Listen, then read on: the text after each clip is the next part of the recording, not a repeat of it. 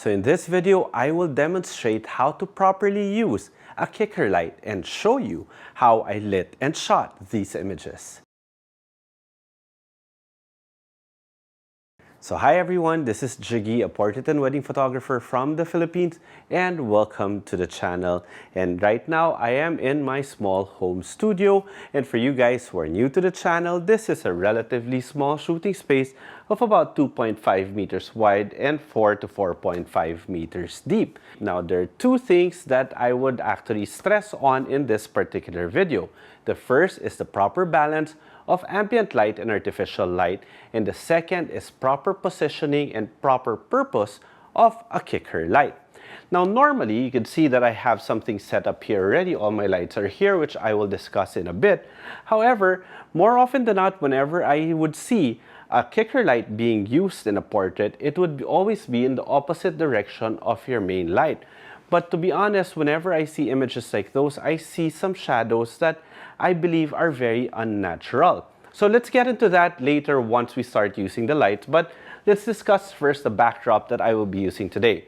This is a hand-painted backdrop from Cloth Studio. It's a beautiful 7-foot by 9-foot hand-painted backdrop. The lights that I will be using is this one, the Nanlite Pavo Slim 120. This is the Nanlite FC300B with the 120cm Octabank. This one, by the way, is modified using the built-in modifier of the Pavo Slim, but I put a grid to control the spill of the light, which you guys will see later. So let's talk about the camera that I'm going to be using today. So the camera that I'm using now is my Sony a7R Mark V with a 35mm 1.4 GM. Now the reason why I'm using a 35mm 1.4 GM is because I want a relatively wide shot with a little bit of distortion, but the most important is I want a bit of bokeh but not too much. So 35mm at 1.4 will give me enough bokeh that I would need. As you can see, I have an iPad right here. This actually serves as a live monitor for my subject, and at the same time it allows me to do a screen record so I can show you exactly what my camera is seeing and how all the settings affect the image that I am taking. Therefore, every single image that I will be showing you is straight out of the camera. So my settings are 1/250 f1.4 ISO 100, and the reason being I have all these studio lights turned on.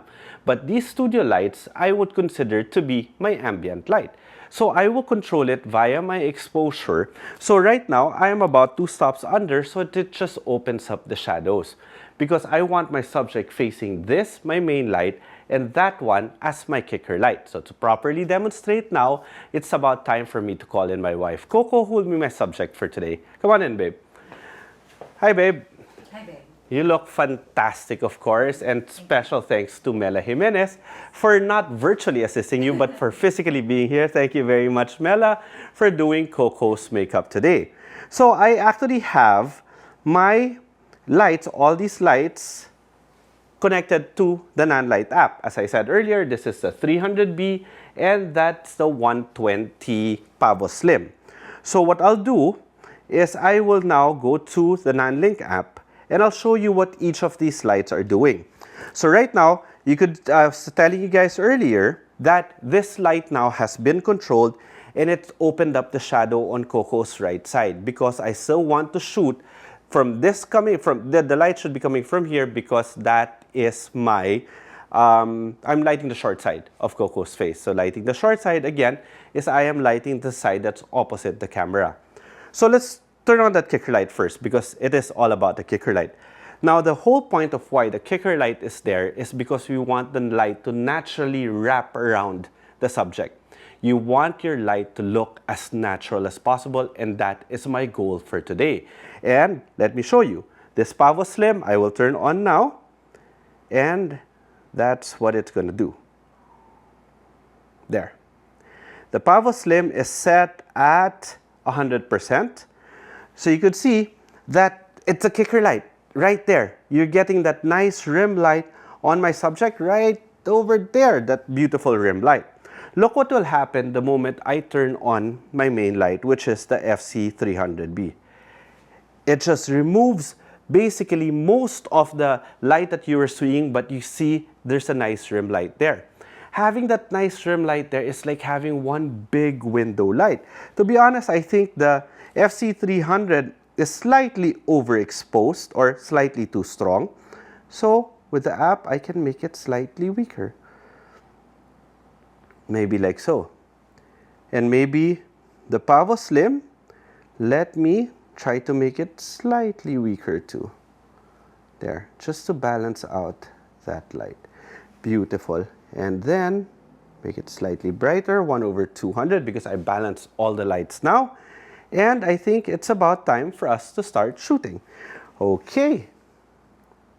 Beautiful. I love it, babe. By the way, I am set at 5600 Kelvin because all these lights are set at 5600 Kelvin. Face there, babe. Beautiful. I love it. Maybe your left foot pointed towards me. A little bit more. There. I love it. Put your right hand down this way. There. And then look chin towards me. Nice. Tilt your head this way. Then look out here. Nice. Beautiful. Beautiful. And all these images are straight out of the camera. Look there. That's a beautiful thing also with shooting with ambient light and artificial light, continuous artificial light, is that you could see exactly how the image is turning out even before you click the shutter. Beautiful, babe. Chin going there. And don't you just love that slight bokeh that we're getting? That's okay. The slight bokeh that we're getting from this beautiful backdrop just because I'm shooting at 1.4. And again, remember, bokeh is dependent on focal length as much as aperture. So this is a 35mm. It's not really gonna blur out the background too much. Oh, I love it. Beautiful.